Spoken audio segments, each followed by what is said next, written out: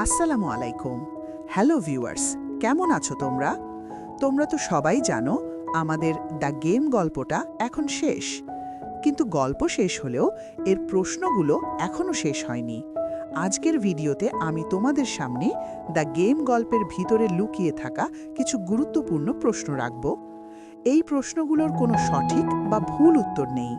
এখানে দরকার শুধু তোমার মতামত।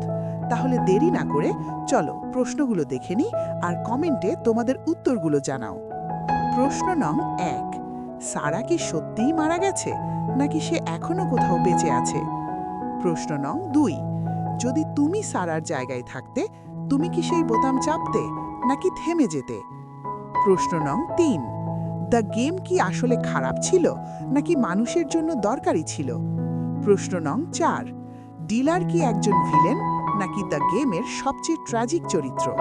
প্রশ্ন নং ৫, দ্য গেম যদি বাস্তবে থাকতো তুমি কি প্রথম রাউন্ডেই টিকে থাকতে? প্রশ্ন নং ৬, সবচেয়ে গুরুত্বপূর্ণ, এই গল্পটা কি শুধু একটা গল্প নাকি আমরা সবাই এখনো দ্য গেম খেলছি? কমেন্টে অবশ্যই তোমার উত্তরগুলো লিখে জানাও। আমি সব কমেন্ট পড়ব। আর যদি ভিডিওটা ভালো লাগে লাইক দিও, শেয়ার করো, কারণ দ্য গেম তখনই বেঁচে থাকে যখন তুমি প্রশ্ন করো।